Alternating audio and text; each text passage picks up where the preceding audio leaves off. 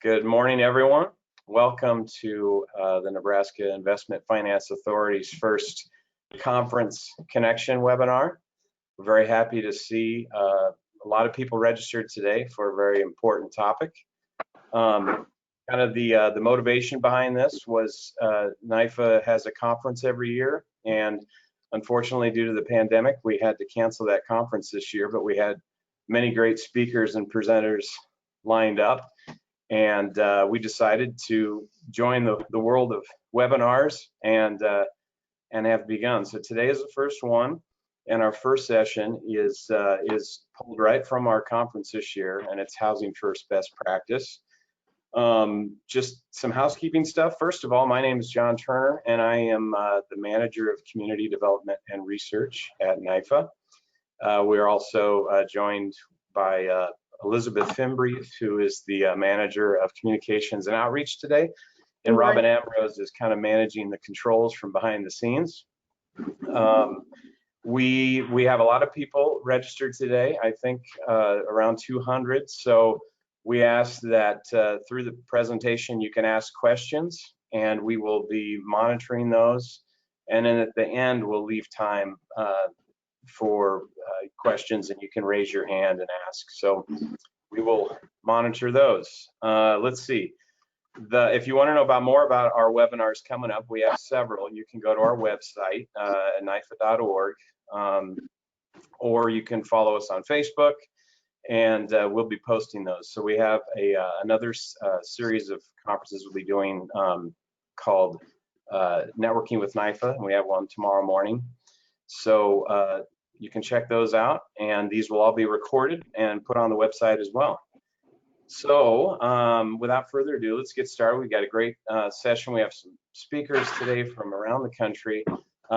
When we were planning this session, I thought who would be a better moderator than Lincoln's own Executive Director of Matt Talbot Kitchen and Outreach, Susie Blue.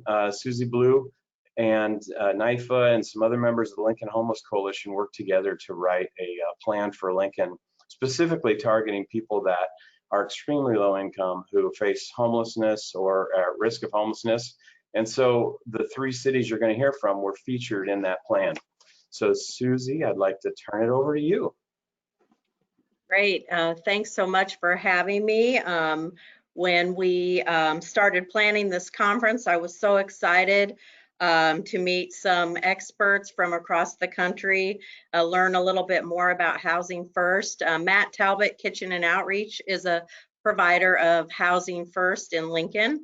We do scattered site rental assistance for the chronically homeless. And according to the National Alliance to End Homelessness, the permanent supportive housing is more effective than shelters and transitional housing at housing the hardest to serve. And these are the folks that Housing First is really targeting in their efforts. So thrilled to be able to be a part of this, getting this group together. The pandemic could not keep us from spreading this important information from being shared, and grateful to NIFA for bringing this group together.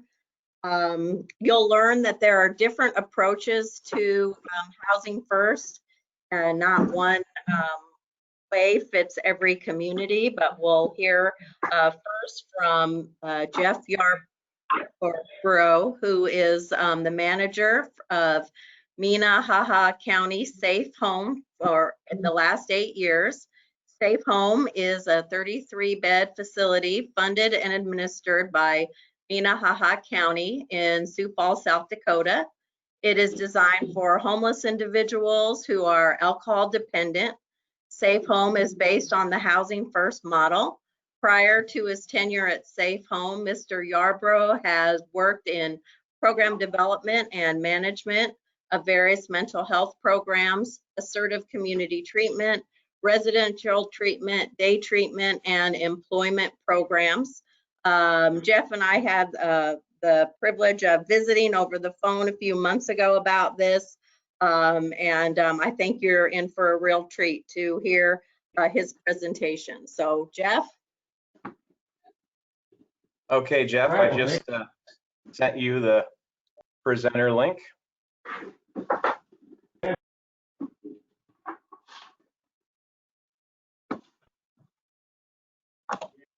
Okay, great. We can see it. Can you see the PowerPoint? Yes. Okay.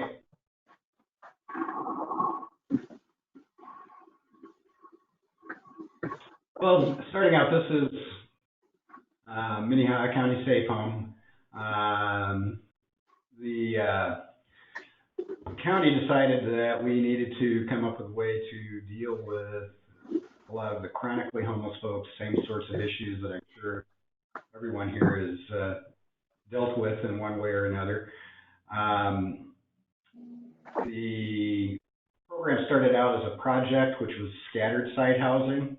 That was sort of a demonstration project to allow us to come up with a way to deal with some of those really pretty hardcore, frequent jail, frequent detox folks. And so that allowed us to move forward with funding the building. The building is funded through tax credits. Our original sort of funder for that was Citibank presence.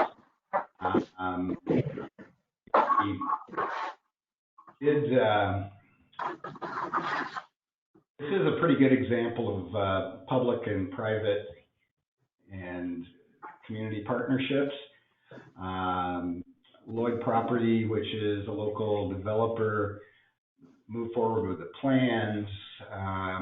They had already kind of started them, and there was a determination made that to go forward with this, we would probably need tax credits because a bond probably wasn't going to fly in the community. And so that kind of was the genesis of getting this built.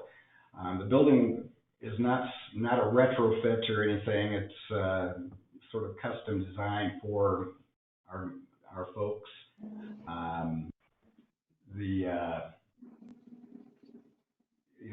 Ultimately, when we did the building, we did a lot of thinking about what are kind of the needs that we're going to be dealing with.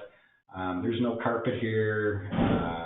We, designed the drywall with extra thick drywall. You're going to hurt yourself before you put a hole in it. Elevators instead of stairs. We've really tried to design around sort of some of the difficulties our folks have. We do provide meals every day for all residents. They're pretty free to come and go. We don't have curfews or anything like that. It's pretty much like a regular apartment with some accommodations. In some ways, we kind of look at being addicted to alcohol as, sort of being a disabling kind of process.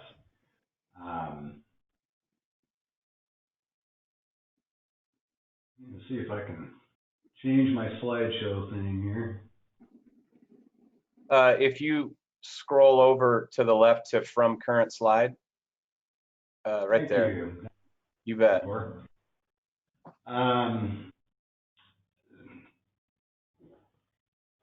This is our mission. And it's basically similar, I think, to a lot of the missions that you'd see for places like this. Dignified, affordable housing and supportive services to individuals experiencing long-term homelessness and alcohol dependence. We always have at least 2 staff on.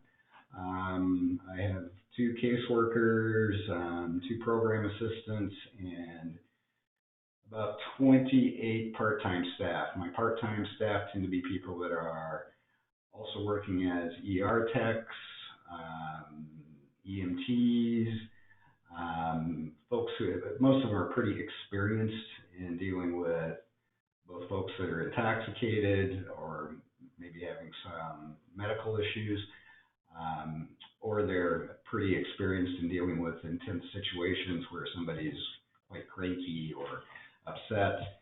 We really emphasize de-escalation over, calling cops. When we first opened, the Sioux Falls law enforcement was kind of, they thought they would be here constantly. We almost never contact police department for a an issue with a resident. Most of our issues here are medical, and that's the only reason we really ever called 911.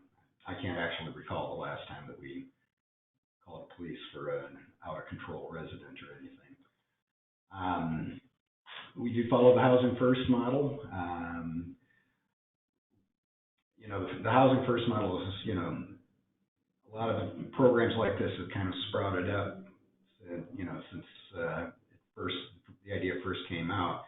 And I think they're all a little bit different, and I think that's one of the things that's pretty noticeable is that everybody's approached it a little bit differently, but I'm kind of a believer that each community has to come up with its own way of developing a program like this. Our occupancy rate is quite high. We're usually at 98% occupancy. Most of our referrals, we kind of know who's out there. We hear it from residents. We hear it from the shelters. When we look at taking someone, we actually don't have a paper application. We meet with the person and kind of determine what we do, a vulnerability scale. The more vulnerable you are, the more likely you are to get in. So it's not a nice linear list where you're number 5. It's, oh, sorry, you got bumped by the guy that really needs to be here, who's 67 and diabetic and had 60 detox visits last year. We do have a pretty large number of people with psychiatric disorders or some sort of psychiatric issue. When we've looked at it, 44% actually had diagnosed schizophrenia, traumatic brain injury, bipolar, depression, post-traumatic stress. I can assure you that the number is higher than that because we have some folks that have not been treated or refused treatment. That doesn't mean we won't attempt to get them to engage with a provider for that. We've got some connections to do that with. We do provide case management. We also do groups, although we've reduced that considerably with the COVID issues. Like everyone, we've all had to come up with ways of dealing with that. When we provide direct service, that's any service that ranges from case management to groups. This is just basically the number of hours per year that we provide to residents. That can be case management, or actually even just, engaging with a resident on, they're cranky, anxiety-ridden. If a part-time staff person engages with that person for a half hour to get them calmed down, that's a direct service. And that's kind of what this is indicating. This is one of our residents. He had been homeless. He had actually been in the Safe Home Project originally. He was asked to leave because he got a little fisticuffs with someone. We let him back in after 7 months. The year prior, he had been in detox 4 times, was there 10 days. Prior to that, it was detox 5 times for 10 days. When he was out of safe home, 30 times and 111 days. If people have a place to live, they don't get in as much trouble. I think that's a fairly clear thing. Most of the folks that we get are a little older. They're kind of tired of being out on the street. They sometimes say, well, I like being on the street. But one of the things we've noticed is when we've had somebody leave the program, and I do occasionally kick people out, physical violence is a big no-no, and that will get you kicked out of here. But I always tell them, come back and talk to me in 6 months. And people who've been out and then come back, it's kind of like if you have a barn cat that you let inside the house for a few months, and then you make them go back outside, they really, really want to be back inside. I think residents, for the most part, really do appreciate having a place to live and having some level of safety. This is just a chart on jail and bookings. So what I looked at was prior to Safe Home, same time frame. This is at least 2 years. Basically, we trim it by about half in terms of bookings and by considerably more for jail days. These are all costs, and I sort of have two versions of my little speech that I do with community groups, and one is my, homeless coalition speech, which is nobody should die on the street like a dog in the richest country in the world. And I've got my speech for the Rotary Club, which is, hey, this saves you money. And they're both true. So it's kind of nice to be able to balance those two things. This is just a similar chart, but it's looking at a larger number of people. This is 1 year over 1 year. And obviously it does really reduce the number of folks going to jail and detox.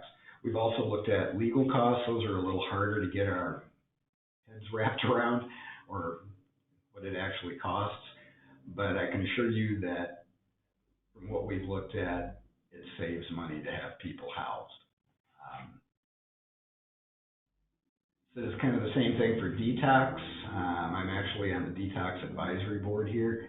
Our detox has moved to, it used to be a pretty lax kind of facility. Now for a lot of the chronically homeless folks, we utilize a sobering center. People sober up and leave. It is sort of like Otis on the old Andy Griffith show. Take folks in and they will sober up. Nowadays, most of the time, and I always tell our residents this, hey, if the cops pick you up because you fell down somewhere, tell them you live at Safe Home. And over half the time, the Sioux Falls PD will just bring them back here. And that's partly because they know when they get here, I will have a wheelchair ready.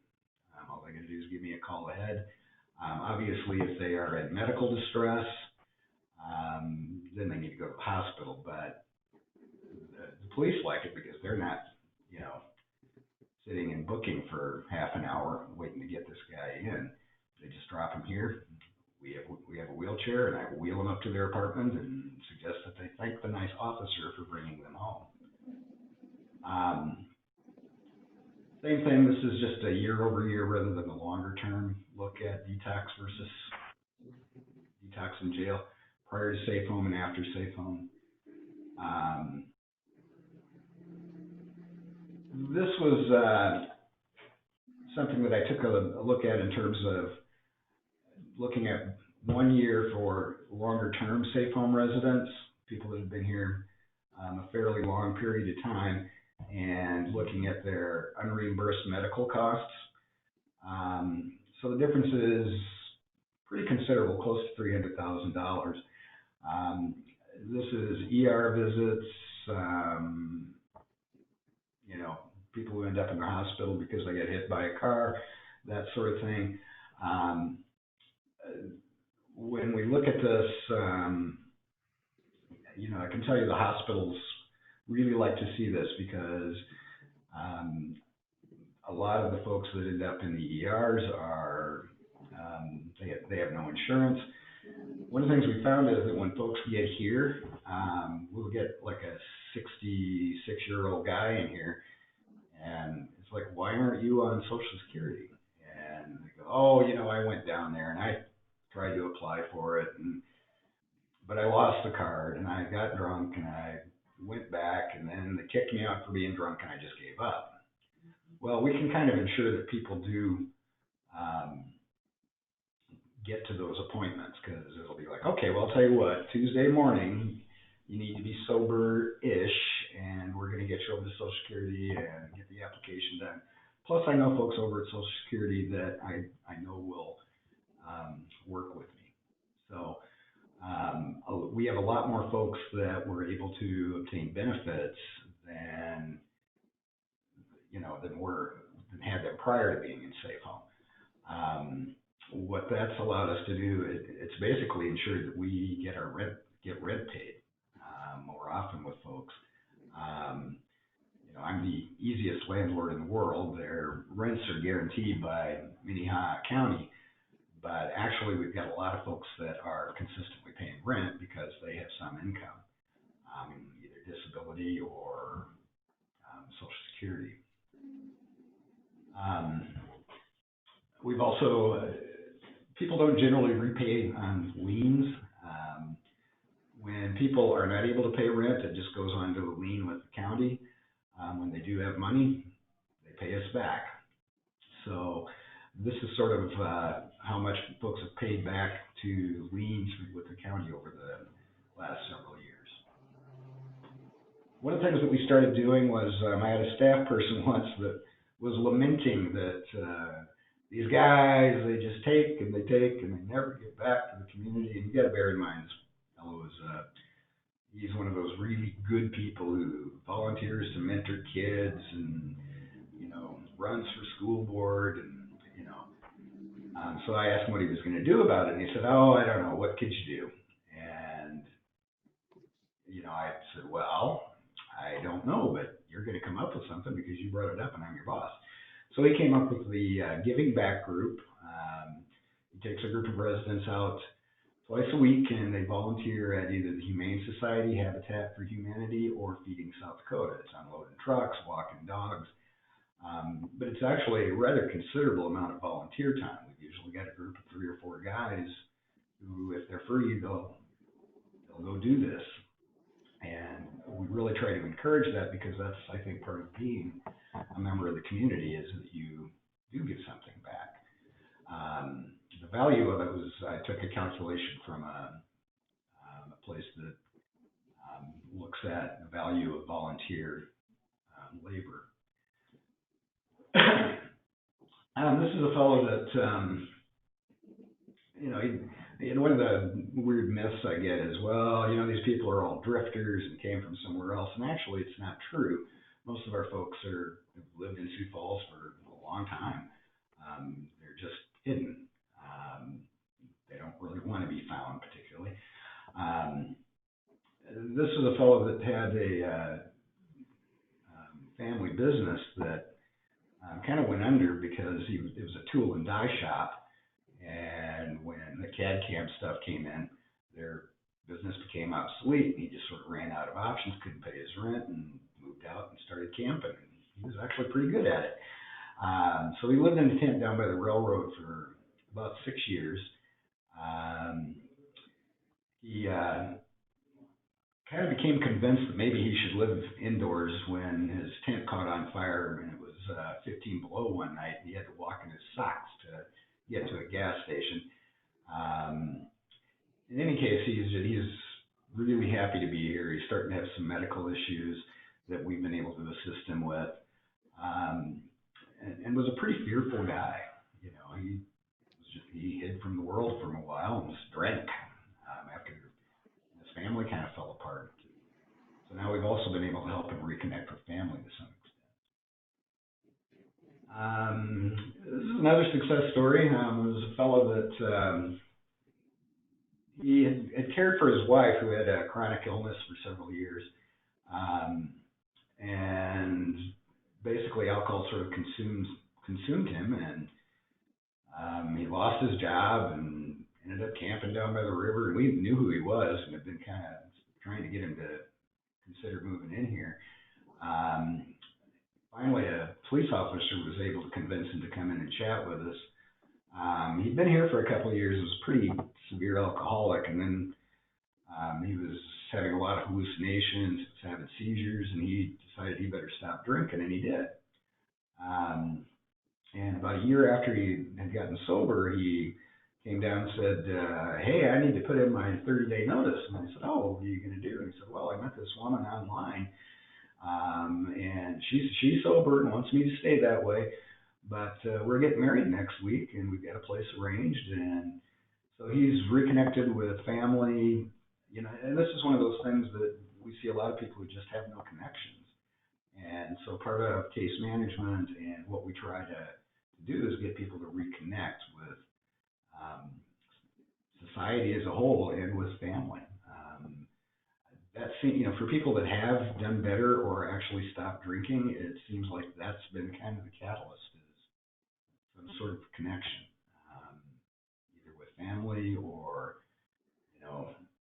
AA or whatever may work for them. So that's my presentation.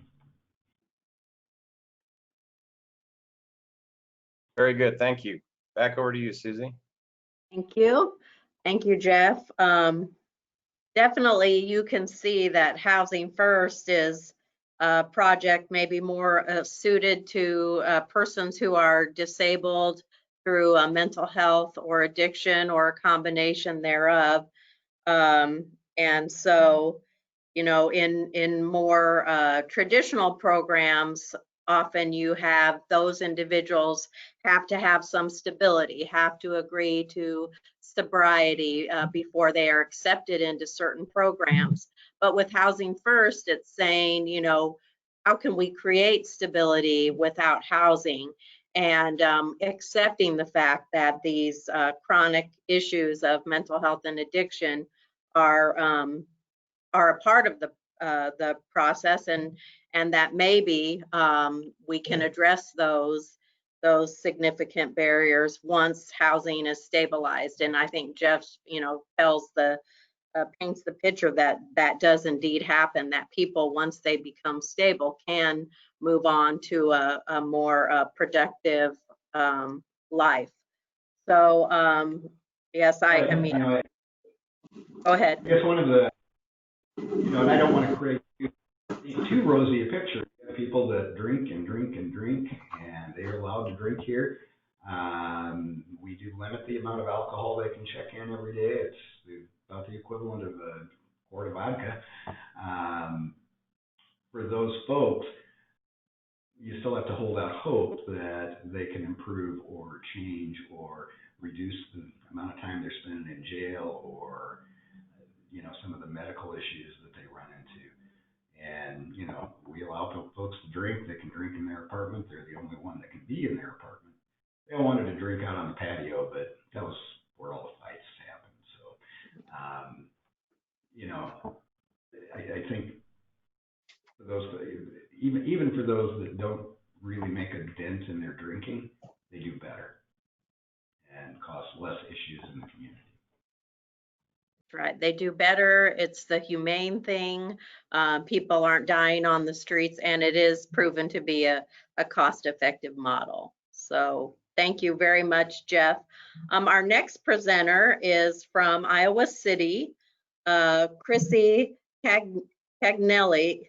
I'm sorry, Crissy, I'm sure I did that wrong. Canganelli has a master's in urban and regional planning from the University of Iowa, and she has served as the executive director of Shelter House since 1998.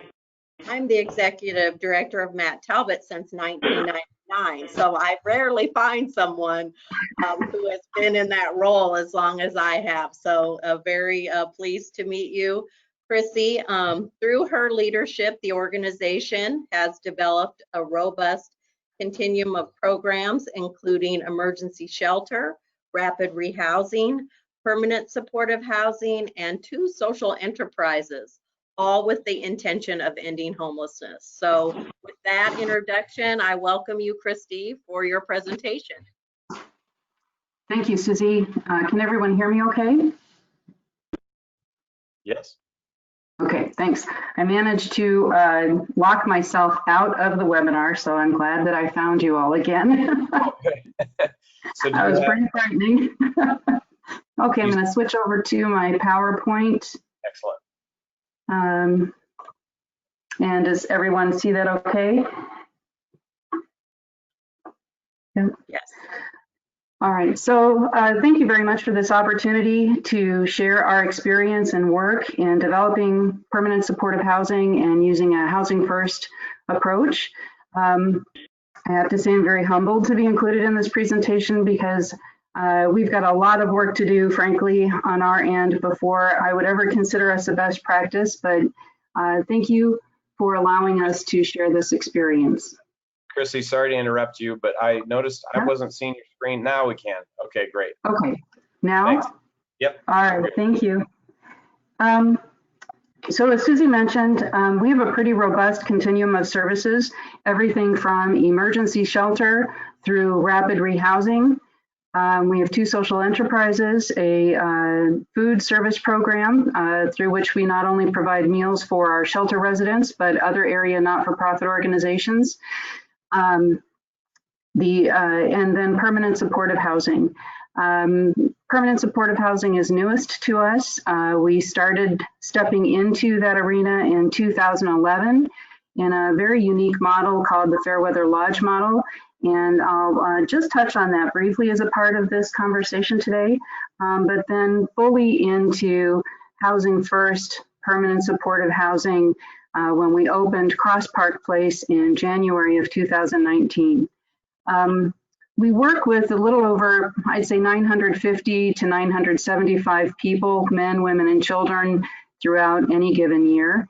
By far the smallest number of people that we work with in any given year is through our permanent supportive housing right now, but that is the area that we intend to grow of our organization because of the impact, not only the cost-saving impact, but the life-saving impact and life transformations that we're seeing as we're able to provide permanent supportive housing as an option to those in need. So I wanted to talk a little bit here today about the context of how we came to developing permanent supportive housing using a Housing First model and the context within which we work in Johnson County. So Shelter House is located in Iowa City, Iowa. Our shelter facility is in Iowa City. We have 4 homes now in our Fairweather Lodge model. 3 of those homes are located in Iowa City, a 4th in Coralville, Iowa, which is in Johnson County. And our single site, newest permanent supportive housing, Cross Park Place, that is also in Iowa City. Iowa City is home to the University of Iowa. Our community sits astride the intersection of 2 major interstates. We have 3 hospitals, each with psychiatric inpatient units. 2 of those hospitals, one is the University of Iowa Hospitals and Clinics, and one is the VA healthcare system. So very substantial drivers for patients in need, and specifically very low income individuals and many homeless. The fact that we have those hospitals and the location of the interstates, those are also drivers to a slightly higher incidence of chronic homelessness in our community as compared to other areas of the state. With the University of Iowa in Johnson County, that significantly impacts our housing market. We have one of the highest cost housing markets, if not the highest in the state of Iowa, and among the lowest vacancy rates, which we are seeing some elasticity now in the last 2 years, which has helped us on the margins. But it is for these reasons combined, and in particular, the lack of availability of affordable housing that we have determined that we need to be a developer of the housing that we're providing specifically for those who are indicating as chronically homeless. So how we were able to move forward with this project, and what I really believe to be a pretty rapid way, although for some it felt like kind of a grueling timeline. I think because of my experience over the years, this felt like it moved pretty quickly comparatively. But we really took advantage of some changing things that were happening and some moments and milestones that were occurring in our community. In 2013, the Iowa City Council passed a pretty contentious ordinance restricting panhandling and also restricted where people could lie down and sleep and where they could store their personal property in public areas. We used that moment as a community of advocates to start educating the community and advocating for a different way of working to address the needs of people who were unsheltered and homeless living on our streets. We did not use that moment in particular to shame or divide. We really used that as a learning opportunity and started leaning in during that summer. The fall and winter of 2013-14, we had a polar vortex that hit our community, and Iowa City Police Department in particular, they were seeing just significantly increased numbers of unsheltered homeless individuals who needed a safe space to sleep for the night, a place to warm up, and they were coming into City Hall. People had always come and used City Hall during the coldest nights of the winter. These were individuals who would not come into our existing standing shelter, in part because at the time, Shelter House, we breathalyzed every night. So we had some barriers at that time to preventing some people from functionally accessing our services. We were not conforming to a housing first approach at that time. And this really was a wake-up call for us to start opening our eyes, our ears, our hearts, and really challenging ourselves to take some risks.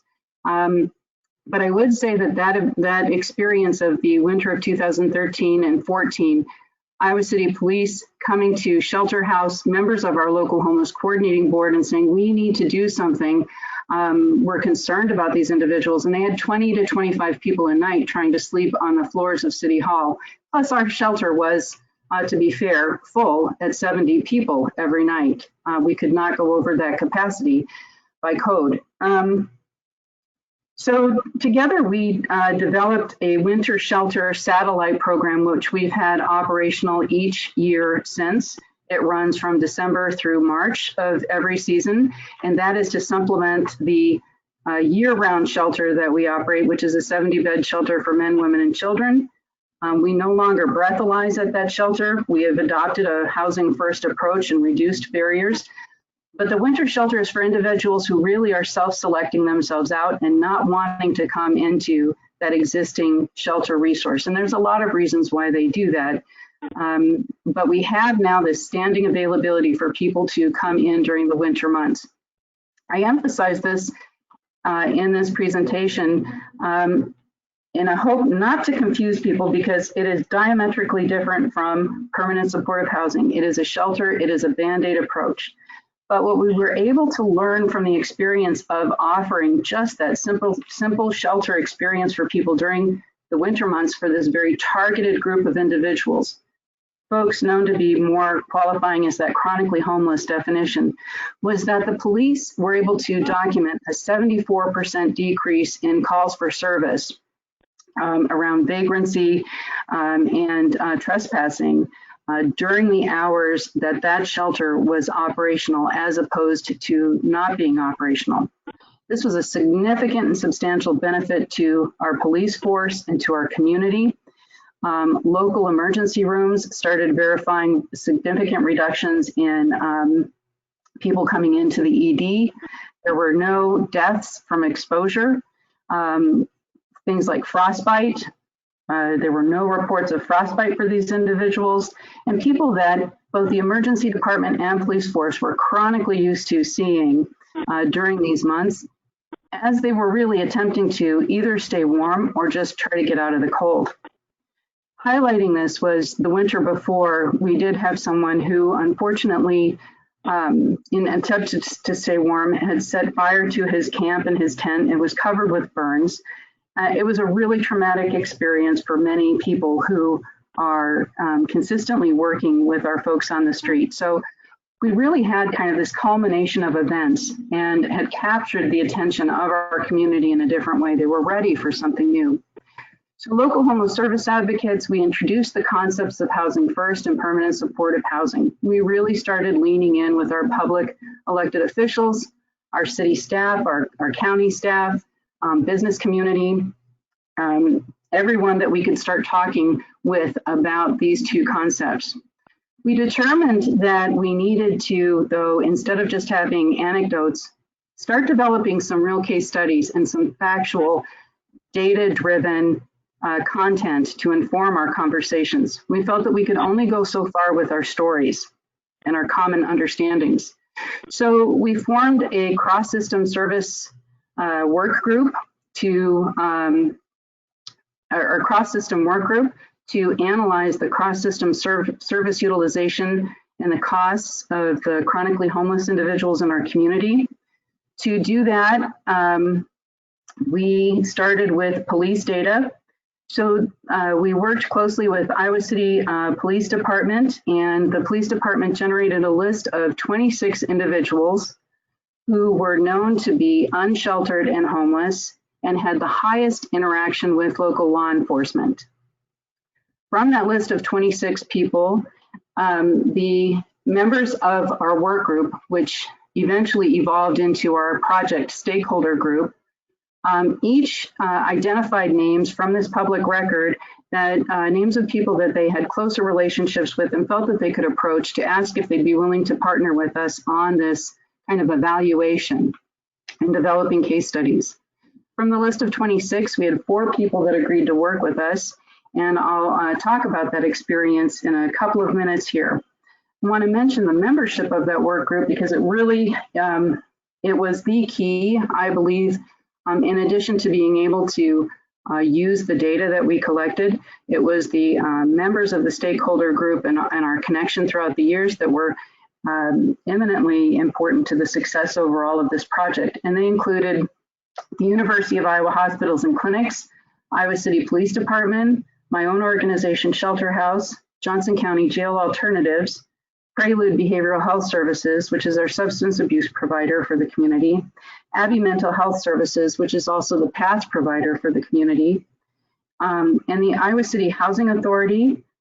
I don't know if I mentioned University of Iowa Hospitals and Clinics, and our local housing trust fund of Johnson County. So this group started to work with these individuals, 4 who agreed to work with us to, again, kind of start to collect information on their service utilization.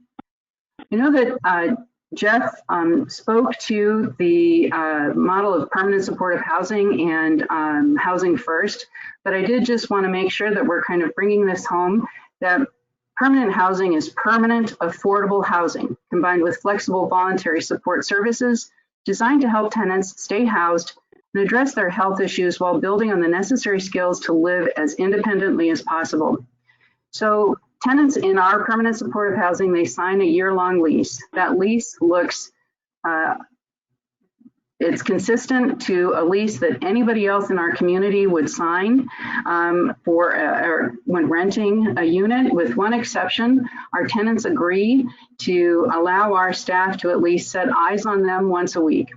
They don't need to, or they're not required to comply with any program agreements or anything like that. It is a 1-year lease, just as any other renter would have, and I want to make sure that folks understand that. And we're guaranteeing that unit that they're going to be afforded is affordable, no more than 30% of their income. Permanent supportive housing is evidence-based, and it's an intervention prioritized for individuals with complex health and behavioral health issues, and primarily for individuals for whom homelessness has become a chronic condition. So to jump ahead a little bit, as a homeless service provider, we are also a recipient of HUD funds, and specifically Continuum of Care HUD funds. So we are targeting our permanent supportive housing for those individuals that are meeting HUD's definition of chronically homeless. This intervention has been known to demonstrate reductions in returns to jail and homelessness, the reliance on emergency health services, and improve the overall quality of life. And I'd say with just the short experience that we've had, we are seeing this time and time again be the reality of what we're able to achieve. Housing first, also the other concept that's underlying this entire presentation is that it is predicated on the understanding that individuals experiencing homelessness, for them the first and primary need is to obtain stable housing. So for us, this meant that we really needed to challenge ourselves and to communicate out that housing is a basic necessity and it is a right. Several years ago, I would have said that that would have been a radical proposition. But through our experience, we have made just incredible progress in bringing people along and understanding housing is a right. And I think that unfortunately, one of the tragedies of our current experience in responding to COVID-19 is reinforcing that. Other issues, such as getting a job, addressing health issues, substance abuse, everything else is considered secondary. It's important, but it is addressed voluntarily on behalf of the tenant. It's incumbent on us as a service provider to address the needs and provide the services when they're requested. It is not a requirement, or it is not requisite to somebody's tenancy. It does require very deep partnerships and cross-system collaboration. So if you're considering the homeless population, pretty much just generally across the United States, and this pie is representative of what most communities are going to see. About 84% homelessness is a short-term experience, and for those individuals, we're looking at interventions such as rapid rehousing, as being able to move people back into housing and out of homelessness, and even to a certain extent for people to self-resolve within that 84%. Who we're talking about with respect to permanent supportive housing falls into that 16% area. The 16%, which are the chronically homeless. So not only the length of homelessness or number of episodes of homelessness, but the fact that individuals do have at least one disabling condition. For many, it's multiple. For us in Johnson County and for the stakeholder group, we determined that for our first initiative as a collaborative, we wanted to drill in a little further yet still and wanted to address those individuals that we understood to be not only chronically homeless, but frequent service utilizers. Often the acronym FUSE, or Frequent User System Engagement, is applied. This is about 3 to 4% of the individuals within the total pie. For frequent users, it's not a very friendly name. Otherwise, we've used the terminology friendly faces. Individuals, this is what their service utilization looks like. This slide makes it sound like or look like it's a very orderly circuit that people are passing through from jail to detox, emergency residential programs, emergency room, on up through, and that they're completing this circuit, when in fact, these arrows should be going frenetically in all different directions. These are individuals who have complex behavioral and social problems, and it is really evident that the traditional structures, our normal ways of being and serving and responding, are not successful. The individuals are crisis-driven as they're seeking care. They have poor outcomes, and it comes at high cost to our communities. In the medical arenas, people talk about 80% of the resources going to 20% of the patients. Sometimes it's 90% to 10%. That's the same for this very intense small cohort of the population. So to document and verify the costs, we needed to first establish what our local costs were, which was no small feat, and it in and of itself became slightly political. The stakeholder members were charged with going out and securing average costs or their own individual costs for their provider for the different services that you can see here. This is albeit dated going back to our work in 2014. We then compared it to data that was available nationally from the U.S. Interagency Council on Homelessness, just to make sure that we had a good understanding and a solid baseline from which to proceed. Once we had that content, then the work really began with the 4 individuals that had signed off on all the necessary releases to work with us to collect all of their costs as much as possible across the different services that they were utilizing across the health and emergency health systems, criminal justice systems, and human service, homeless services systems. What we found for the 4 individuals was a range of everywhere from, on the low end, and this was a per year range. We studied people from a period of middle of 2009 through the middle of 2014. And this was the annual average for each person that agreed to work with us on the case study development. So at the low end, about $57,000 a year for Kent, on up to the high of just under $200,000 per year for Ted. The total average for these 4 individuals was just under $140,000 per person per year.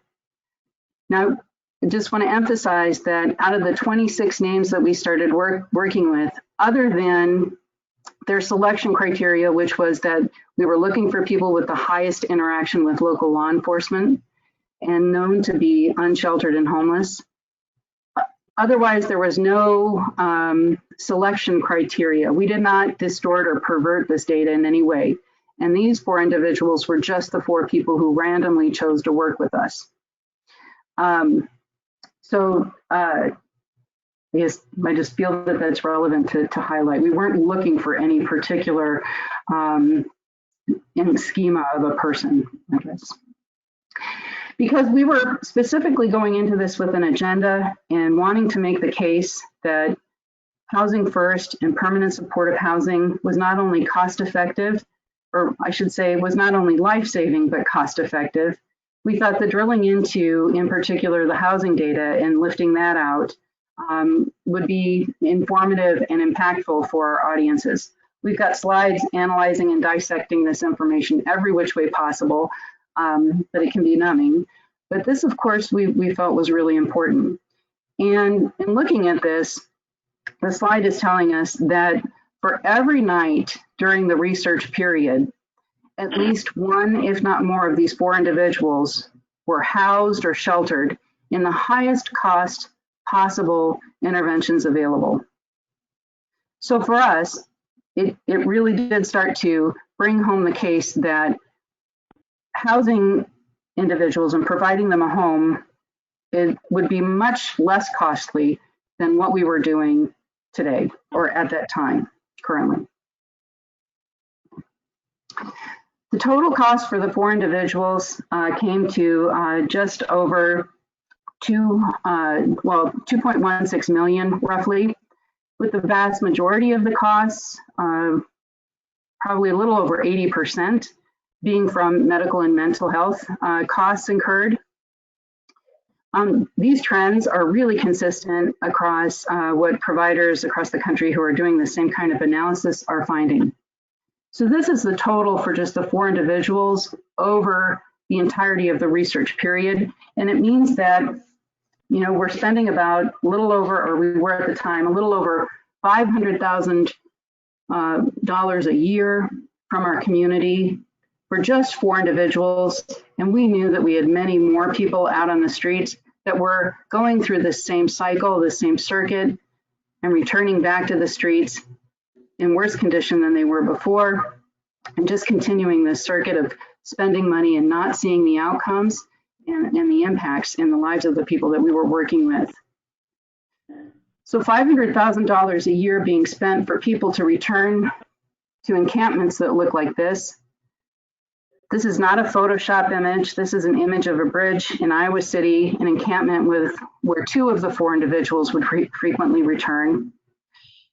It's a campsite where at least one of the individuals that we worked with and agreed to work with us died prior to our being able to move forward with and construct Cross Park Place.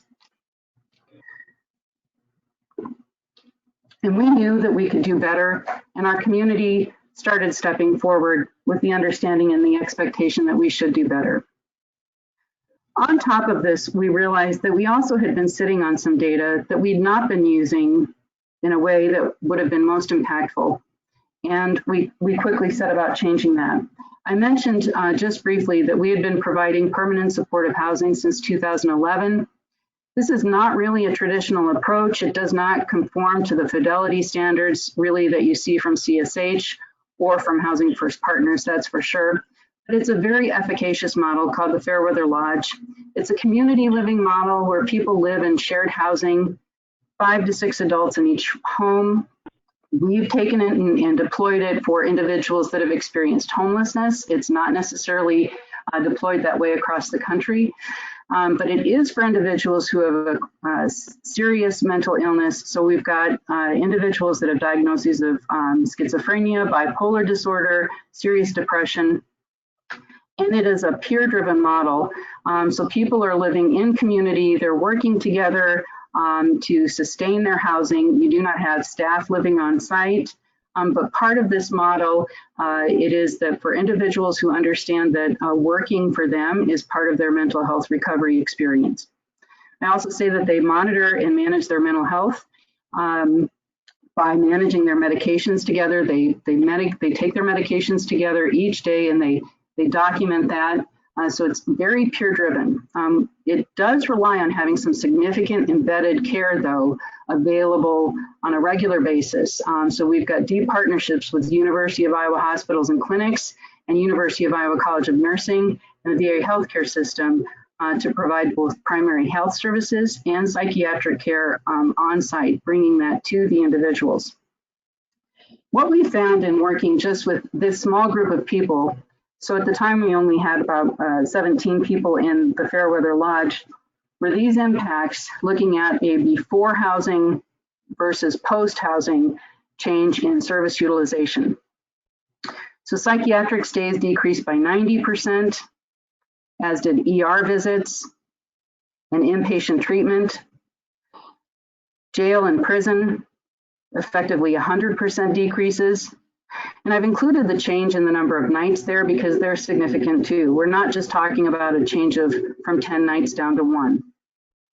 But armed with this data, that we knew that for, albeit a very specific cohort of the homeless population, permanent supportive housing was really having a profound impact, coupled with the case study data, we moved quickly into our project development phase.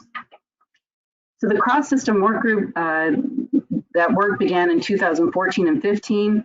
In July of 2016, the City of Iowa City, unprecedented, amended the zoning code and created a new housing type called long-term community housing to allow us to proceed with the project and really protected from land use challenges. Shelter House purchased land in October of 2016, and we broke ground in 2018. We spent the majority of 2017 securing the necessary capital funds for the project. We began our outreach to individuals, chronically homeless individuals, and our data collection and prioritization for tenancy back in June of 2018, because we wanted to continue to have that fuse, identifying individuals that were not only chronically homeless, but meeting a frequent user kind of criteria as part of our selection criteria for this project. The funds for the project were fully committed in the summer of 2018. And thankfully, our Iowa City Housing Authority, which had been a partner since the very beginning of the project, with the city's support, committed 24 project-based vouchers to the project and removed any local restrictions so that what would have been barriers for people actually being able to qualify for these, like criminal records, were no longer barriers. Our construction was complete in January of 2019, and we were at full occupancy by June of 2019.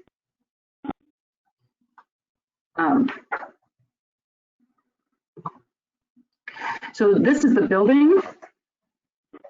It's a two-story facility with a little over 14,000 square feet. We have 24 units.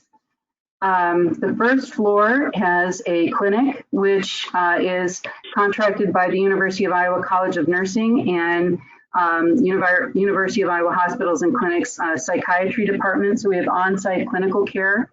Shelter House provides the project management and case management. We're staffed 24/7.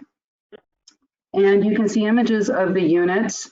The units are pretty identical throughout, so 24 one-bedroom units.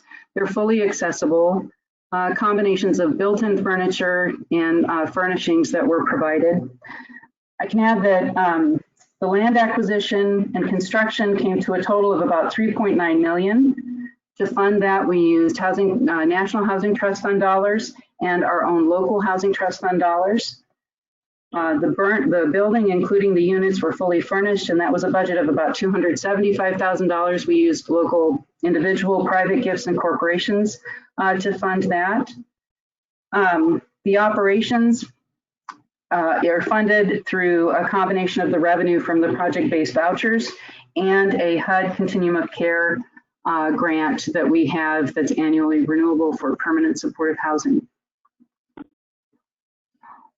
This is just providing an overview of the referral and prioritization that we went through. The overall referral list, we were reaching up into the 90s, and we just stopped because we'd already identified the highest need and had secured more than, we'd qualified more than we had actual available units for placement. But we have held on to everybody's names and contact and continue to remain in communication with folks. So just to share with everyone that we did go through coordinated entry. Everybody was identified through that process. We verified chronic homeless status. And then you can see the rest of the criteria there having to do with our own local frequent user requirements. So those were locally driven. And then the fact that people could not be a registered sex offender or could not have manufactured meth in a publicly assisted housing unit.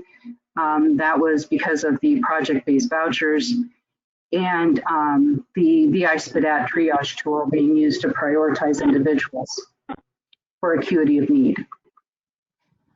Just in closing, want to share some of our analysis of the tenants. So this is the housing placement medical costs for everyone, and the average medical costs for each person. The average total was $332,000.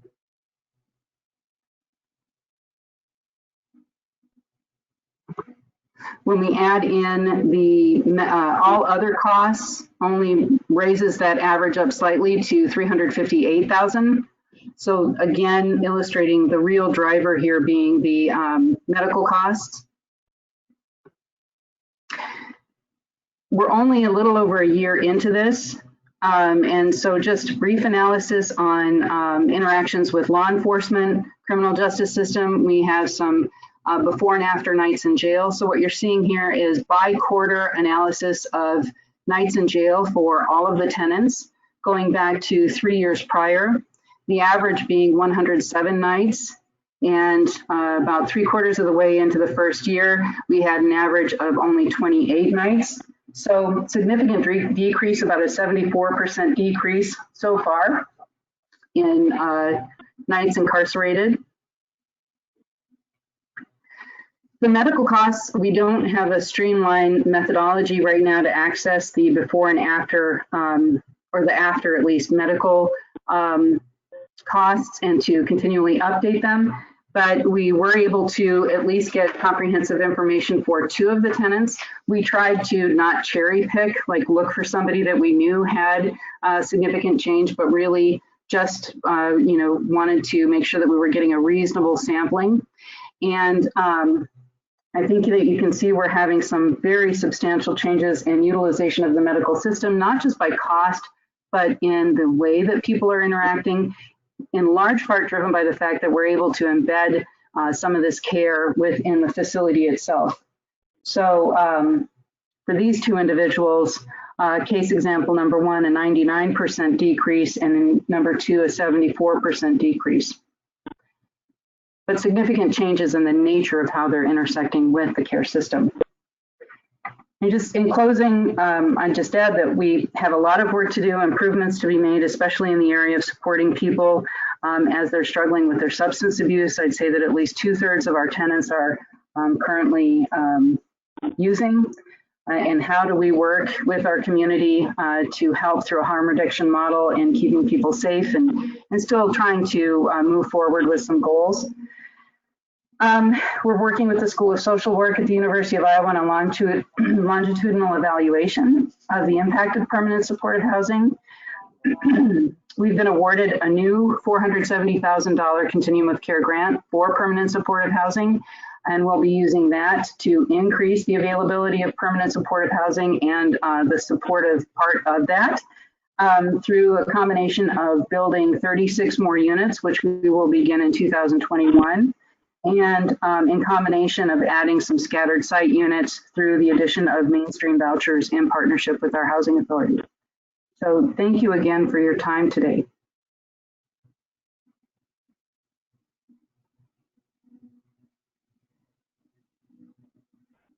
Thank you very much, Crissy. It's so impressive, the work that's being done there, and really affirming to me the importance of the education and advocacy piece, taking risks, and really the community organizing. I mean, we have to get all those partners together to really understand the issues and then provide the data that helps drive the program development. So thank you very much for your part in ending homelessness in Iowa. And I think our third presenter is Vanessa. He is the research director and assistant research professor at the Idaho Policy Institute at Boise State University, and she also serves as the adjunct faculty member at Presidio Graduate School in San Francisco. Vanessa has focused both her work and education on utilizing multi-sector evidence-based solutions to address persistent social, environmental, and economic issues. And Vanessa has led projects focusing on a number of issues, including education, workforce development, transportation, and housing and homelessness. Vanessa holds a BA in biology and fine art from Wittenberg University, an MBA from Presidio Graduate School, and a PhD in public policy and administration from Boise State University. And with that, I welcome Vanessa to share with us some information on Housing First. Well, great. Thank you so much for that great introduction. And I really appreciate NIFA's invitation to participate in this conversation. And thanks to both of my co-panelists. I think I'm going to be able to build off of what they've shared with you. And what I'll be talking about today is a particular project here in Boise, Idaho, which is located in Ada County. And it's called New Path Community Housing. And so I'm going to get started with that.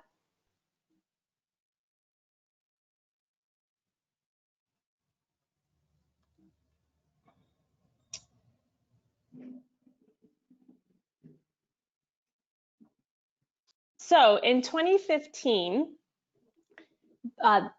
Boise, Idaho had its first real homelessness encampment. And so we're not a very big city, although we're growing. And so this was quite a shock to the system of the community members. And here's a picture of the encampment itself. And what that did is it allowed a window of opportunity for community members to come together and really ask a question about, what is going on in our community? And we are too good a community to allow people to live on the streets like this. And so at that time, I was commissioned to do a study to look at the feasibility of addressing issues related to homelessness. And as the study moved forward, I ended up focusing on people experiencing chronic homelessness. So those people that are the long-term homeless and they also have a disabling condition. And so what I did is I went forward and I did a cost-benefit analysis. And much like what Susie was, Crissy was just saying with hers, we true cost out the experiences that these individuals that are experiencing chronic homelessness were having in our communities. And what that here we go. And what that indicated is that these individuals were not only at high risk, but they had a high level of need.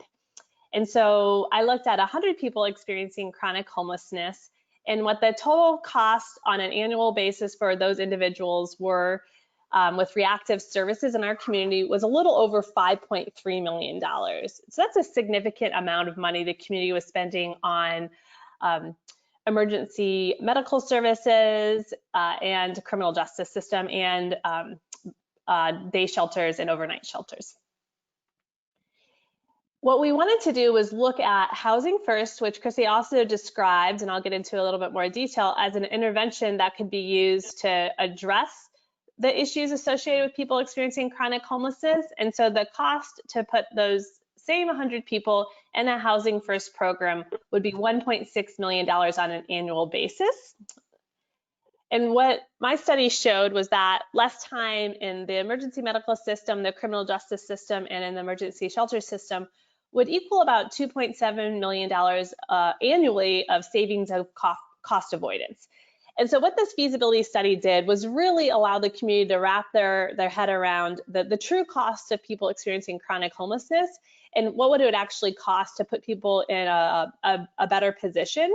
And would there be any benefit to that? And indeed, the feasibility study showed that.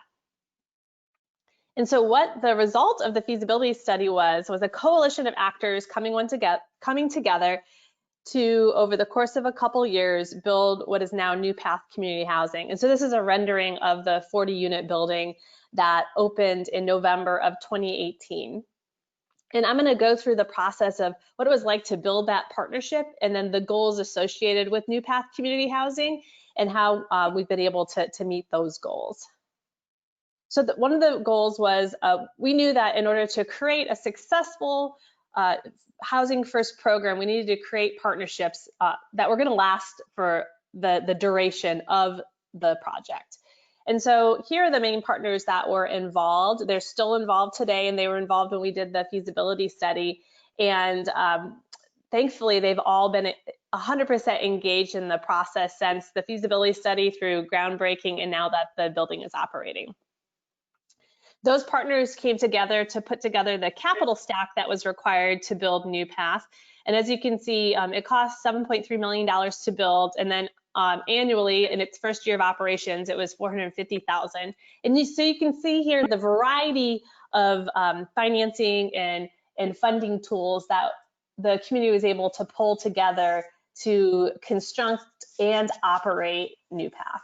And one of the items here, the very last one, were 40 project-based vouchers. The state of Idaho had never done any project-based vouchers. And so what that means, for those of you that might not be familiar with it, they're HUD vouchers, but rather than being assigned to an individual, they're actually assigned to the project New Path. And so as people move in and out of New Path, those project-based vouchers stay with the program and with the building. We also knew that we wanted to make sure the intervention that we put in place, the Housing First one, was evidence-based. And so, and this is a little bit about what Crissy had talked about. So as far as business as usual goes with placing people experiencing chronic homelessness in the housing, treatment as usual is really a step-by-step program that requires certain conditions to be met prior to someone moving into permanent housing. And Housing First skips all those conditions. And so that was the case of what we decided to do with New Path. There wasn't any qualifying programs or state of mind or state of sobriety that the individuals selected to enter New Path were required to achieve prior to moving in. We also knew that we needed to have a really well-suited actor engaged in providing the wraparound services for the program. And so Terry Riley Health Services is the organization that did that for the community. And you can see the list of a great variety of people that are employed by Terry Riley that provide those wraparound services to individuals that move into New Path. So another goal was regarding making sure that we were selecting the right people to move into New Path. And what the community really wanted to do was select the most vulnerable members of the community that the feasibility study also indicated were the costliest members of the community of people experiencing chronic homelessness. And so we had to go through this process of prioritization. And what that entailed was pulling real-time data for 36 months from each of these different entities. So the criminal justice system, the emergency medical system, and the emergency shelter system, to look and see what people's experiences were with those different organizations. So we took 36 months of data and paired it with length of time homelessness and developed a prioritization formula and essentially a list of individuals that were prioritized from 1 on to move into new path. And so started working with the first person on the list to get them moved into new path, and went through giving them the option of whether new path was best suited for them, because we wanted to make sure that we were following standards of fair housing. And we ended up selecting 40 individuals to move in the new path. And again, that started in November of 2018. And it was really important to get the true data for each of the individuals, because, and I'll talk about this in a little bit later, we wanted to make sure we could also evaluate the impact of new path on individuals. And so these data providers will come back later as part of the evaluation process. So the people that ended up moving into new path, and this was over the course of the first year, there's been some people that have moved out already and moved on. 52 people have been prioritized in a new path. You can see the breakdown of gender and ethnicity there. And then as far as age goes, it's a wide variety of ages that live in new path. So as I mentioned, we wanted to make sure that we were doing an ongoing evaluation of new path. And the point of this is not to be punitive with the evaluation, but to allow the service provider to really know what's going on and to scale up the good things and to address the things that maybe need some changes. And so, you know, I would encourage anybody that's putting a program in place before the program gets in place to really make sure evaluation is a big consideration. And so we often talked with the group of why evaluation was important. And again, we wanted to make sure it not only met the goals and objectives that were set by the community, but then it would also help inform the decisions about the project moving forward. So here were the program objectives. We wanted to make sure that that individuals in new path were experiencing a reduced amount of interaction with reactive medical services and criminal justice services. We wanted to ensure that they had housing stability and they did not recidivate into emergency shelter use. And then we also wanted to make sure to give agency to the individuals themselves, those residents living in new path. A lot of the other data is quantitative and doesn't really talk about the person, whereas the well-being analysis really enables the resident to indicate how they feel like they're doing. And so the Idaho Policy Institute, where I work, is the ongoing evaluator of the program. And these are the same data providers you saw on that previous slide. What we're doing is an evaluation, a quantitative evaluation every 12 months. So we pull data from the data providers every 12 months. And then every 6 months, we're going to be doing ongoing qualitative evaluations where we interview participants in the program and service providers so we can make sure that we have an understanding of, from their perspective, what's going on. So I will give you a little look at in the first year of operation. So this would be from November 2018 to the end of 2019, what were the outcomes? And so what I really wanted to do was provide an indication of how service utilization changed over time. And so on this slide, at this graph here, you see a kind of orange-red line at the time 0 at the bottom. And that time 0 is the point in time that individuals moved into new path.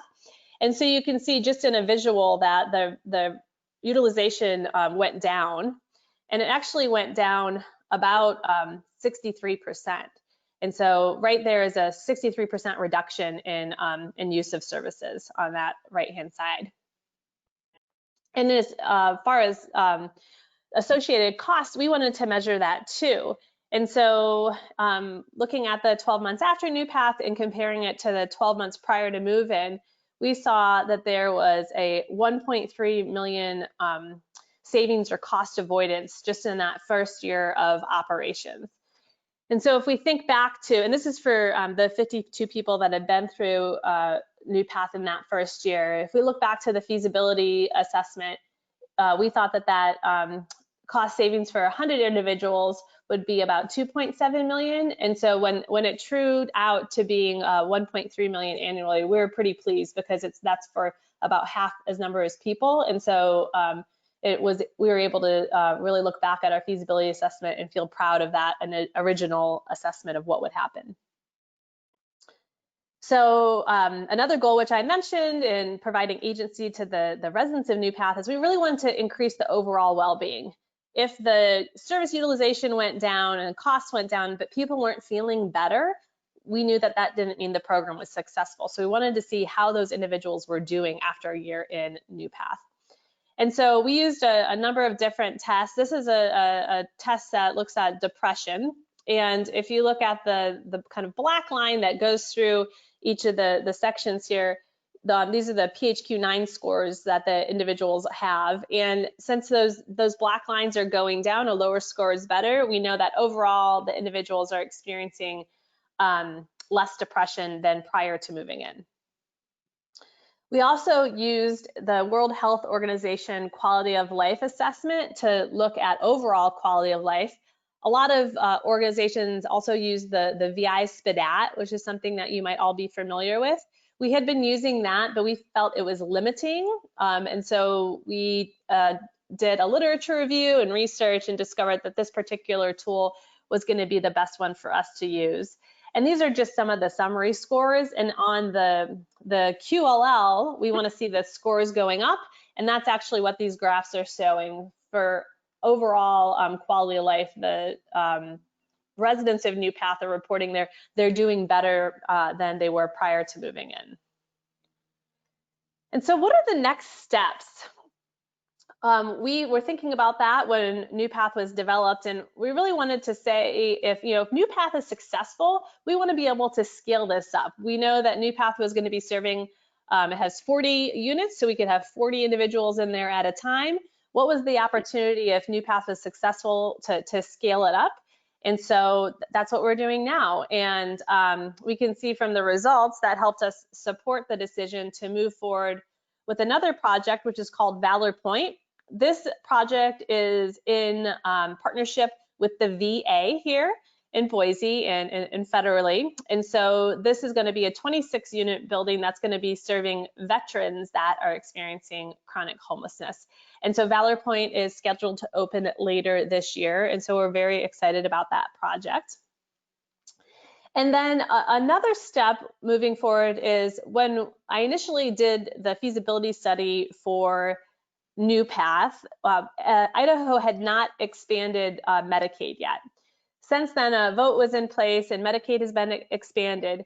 And so now what we're looking into is what's called an 1115 waiver, which would allow Idaho to use expansion dollars to help pay for the supportive services for projects like New Path and Valor Point and others. And so if we're able to achieve that and get that 1115 waiver, we think that'll help us scale up Housing First across the state. Right now, it's just in Boise, and I didn't mention this earlier, but New Path is the first single site Housing First project in Idaho. So I would be remiss not to thank my co-authors that helped me with this study. So here are their names, and there is my contact info. And I think now we're going to go into a set of questions. Very good. That was amazing. Everyone, thank you so much for all the great information and all the work that you're doing.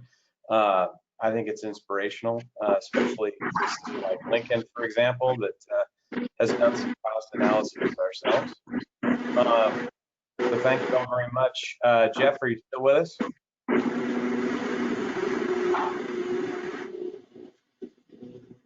There you are. Great. So there was one question early from Kendra Dean, who asked about people signing leases. How easy is it to get them out when they're not following the program? Do they go unwillingly, or do you have to go to court? And Jeff, actually, that question was asked while you were talking. I've almost almost never formally evicted anyone. It's happened twice in 8 years. The reason is that usually if something happens,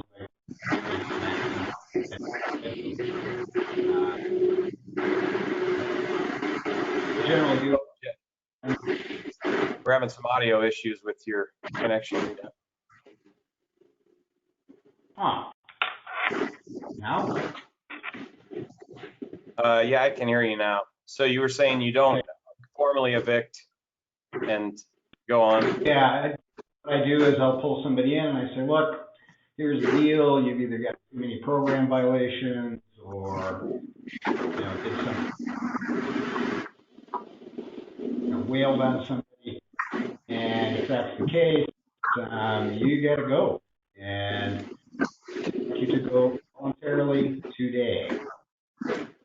However, if I do that, I always say, but I'll tell you what, if you leave nice, leave the apartment in decent shape, come back and talk to me in 6 months.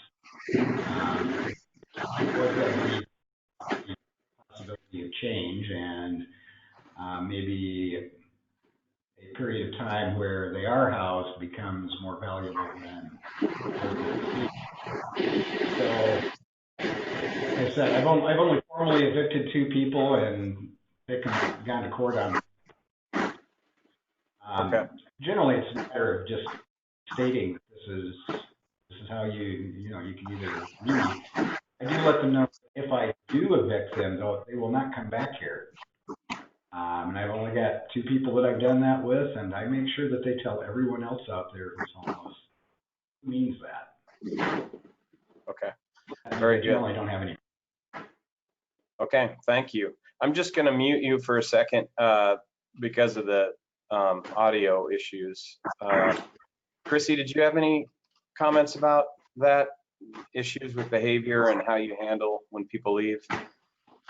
Or eviction? Sure. Well, we've only been operational since January of 2019, but I'd say that there are no program requirements.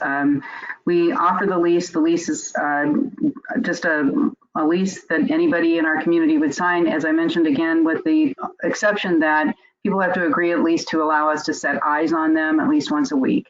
We want to make sure that people are okay. And of course, we try and are consistently involved with people much more frequently than that.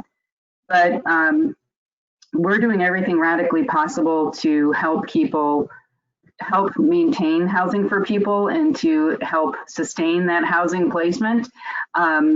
So we're really trying to figure out what is that line when somebody becomes either a threat to the safety of our staff or other tenants, or has created such unrest in the building itself that they're creating a nuisance for the other tenants. We haven't had to go to the point of eviction because of those issues yet. We have, coming into this first year and a half, we've had someone that we have helped to leave to move them into a higher level of care. I mean, that was one of our understood expectations, is that we've got many people who, because of their chronic homeless status, we can't get them into long-term care facilities in Iowa. So being able to provide that address for them and the records needed, we were able to help somebody who really needed a long-term care facility to move to that long-term care facility. We thought that was an successful transition. We have unfortunately had someone die in the last month. That has been the second person to leave our program, unfortunately. And the third, we had someone who was, he did go to prison for pre-existing infraction, prior to the housing placement. So I'd say we're doing everything radically possible to help people maintain their housing and trying to really understand what we're doing to then maintain a safe environment for everyone and healthy environment for everyone. Yeah, very good. I know we're at 11:30. There was a question about have you integrated homeless youth that are under the age of 18? If so, can you provide information on that? Any experience with that youth population? I can speak to that real quickly, John. So certainly not in our Housing First program. And we have one homelessness youth service provider here in Idaho. And we're actually looking to do some research. HUD just has a call out about research regarding estimating the prevalence of youth experiencing homelessness. And so we're hoping to engage in that. But we know that best practices are keeping youth separate from the people experiencing long-term chronic homelessness because of the negative consequences that can happen. So we're keenly aware of the issue needing to be addressed and hoping that that HUD call helps shed some light on it. So the age limit for folks that come in, is it 18 and above or 19 and above? It's 18 and above. Yeah, you have to be an adult. Okay. Well, Susie, thank you so much for agreeing to moderate this for our conference and then doing it today. You know, this was our first conference connection. I would call this a success. You guys had amazing information, and as I told you before, I'd love to tour all your projects, and maybe other people would like to do that as well. Is there anything else that you guys would like to say before we end? No? Okay. Well, yeah, we appreciate you guys so much and the work that you do, and look forward to continuing our relationship together. So thanks again. And this will be available on our website. Tomorrow we have Networking with NIFA featuring Credit Advisors Foundation. That's at 10 a.m. You can register on our website. And then next week, I believe we're going to be talking about the flood disaster and our response to that and where we're at with that. Elizabeth, did you have any comments? Just if you go on our website, on our homepage, under the upcoming events, we have it laid out, all the upcoming conference connections and networking with NIFA that we have scheduled. So we really appreciate your participation. Thank you so much. Okay, thanks everyone again very much. Have a great day. Okay, bye-bye.